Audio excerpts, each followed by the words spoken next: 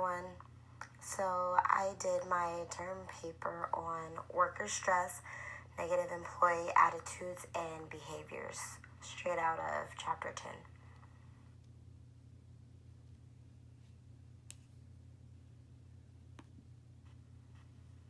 My case study and my current stressors are having employees adapt to safety policies when they change, making sure our company is not at risk for any violations, whether it be environmental or safety hazards. Managers and supervisors support not having a budget for the items and services needed to succeed, because sometimes the employees are wanting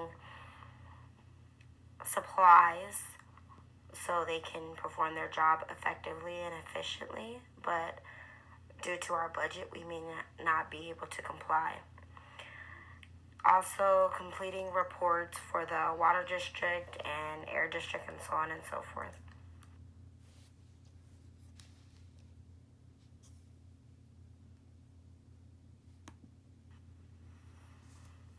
So for my theory, I experience situational stress, which is stress experienced from your environment. Sometimes work-related stress can spill over to my personal life, especially my schoolwork. It can cause me to lose focus. Another one is having a stressful occupation. So working as an EHS coordinator in an aerospace company can have its perks, but it can also be stressful as well.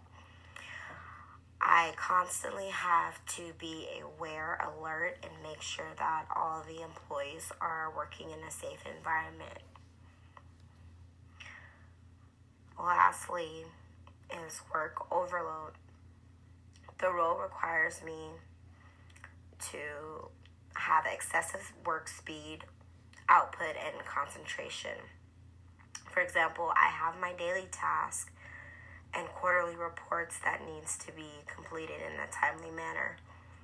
But if an injury occurs, I have to put that to the side and attend to the injured employee.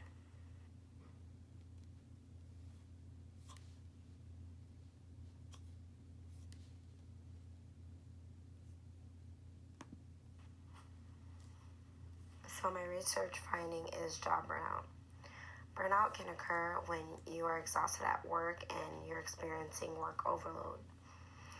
The book mentions a study of nurses that was done, which resulted in nurses experiencing burnout, and due to the burnout, they weren't able to perform their job efficiently.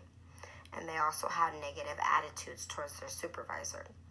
So for example, when I have a heavy workload, I tend to experience burnout, and I am not able to effectively communicate with managers and supervisors because I don't feel like being bothered. So once burnout occurs, you start to have feelings of being inadequate, and you start to lose your confidence, which is not good.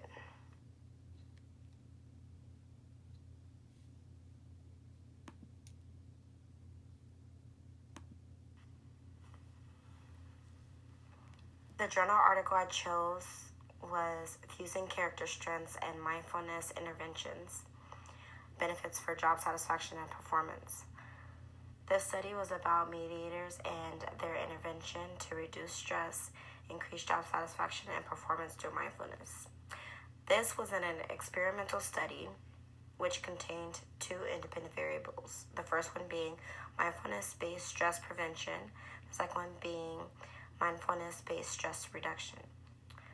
There was a dependent variable, which was psychological well-being and work outcomes, and the findings from the study showed that MBSR is effective in increasing job satisfaction and well-being in the workplace.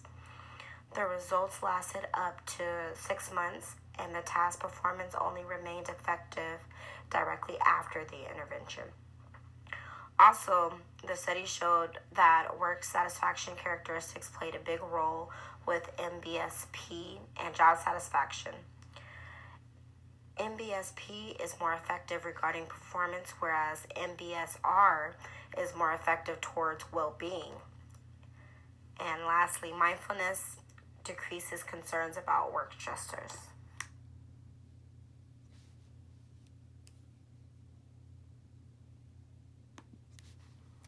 Which brings us to the final slide, solving the problem.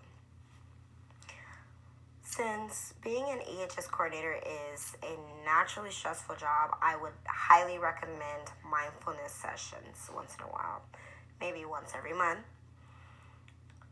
Knowing that there are reports and daily tasks that I would have to keep track of, I would definitely make sure to set due dates earlier and set a date to start the project prior to the due date.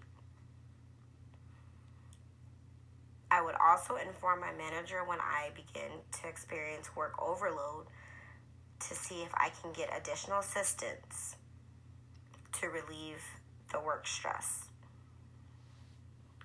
And lastly, practice daily meditations so my work stressors do not spill over in my personal life to avoid low productivity and my performance from dropping. Thank you all for watching.